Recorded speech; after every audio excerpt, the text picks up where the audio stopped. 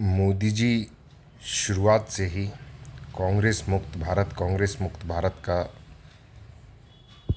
वो जो राग है अलापते हैं। बेसिकली वो कांग्रेस मुक्त भारत नहीं, वो है विपक्ष मुक्त भारत मांगते हैं।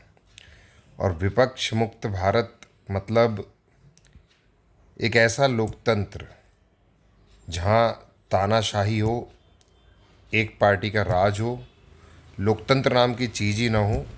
क्योंकि जो पब्लिक है, जो आम नागरिक है, वो इतने दबाव में, प्रभाव में डरा हुआ रहे कि वो विपक्ष के साथ खड़ा ही ना हो, क्योंकि उसको पता है कि एक पार्टी है।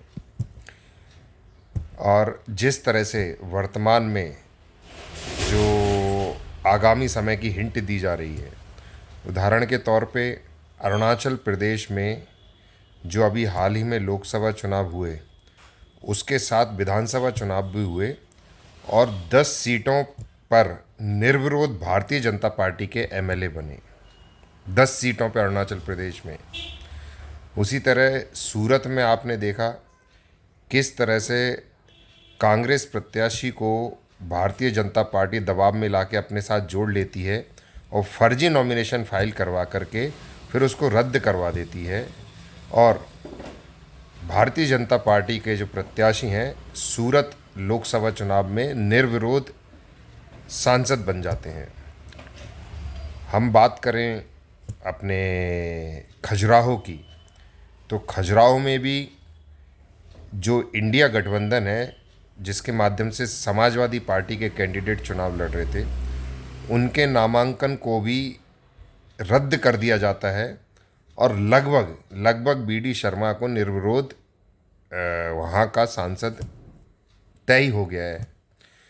तो कहने का तात्पर्य यह है कि मोदी जी और वर्तमान की भारतीय जनता पार्टी यह इस लोकतंत्र में आगामी समय में चुनावों को मात्र और पात्र खाना पूर्ति के लिए कराया जाएगा भविष्य में। और यही लोकतंत्र के खात्मे की शुरुआत है। जिस तरह से भारतीय जनता पार्टी, मोदी जी चाहते ही नहीं है कि कोई और उनके सामने स्थापित हो। और जिस तरह से नेताओं को उनके केंद्र में भी और प्रदेश स्तर पे भी मोदी जी जिस तरह से भारतीय जनता पार्टी के स्वयं नेताओं को अपनी उंगलियों पे नचाते हैं, उनका अस्तित्व को लगभग उन्होंने नकार दिया है, ये लोकतंत्र के लिए बने हानिकारक है। और ये बात आप जो आम नागरिक को विशेष रूप से इस पे मंथन करना चाहिए। नहीं तो आगामी समय में आप, मैं, हम हर व्यक्ति संकट में है, क्योंकि मुद्दों पे कभी कोई बात नहीं होगी। ना कोई महंगाई की बात करेगा, ना कोई रोजगार की बात करेगा, ना शिक्षा की, स्वास्थ्य की, कोई बात नहीं होगी। सिर्फ जब चुनाव आएंगे तो हिंदू मुसलमान का राग अलापा जाएगा और उसी पर के चुनाव लड़ा जाएगा। इसलिए मेरे साथियों, सोचो, समझो, विचार करो और उसके बाद वोट करो और चीज़ों को अच्छे से रीड करो। धन्यवाद। जय हिंद, जय भारत।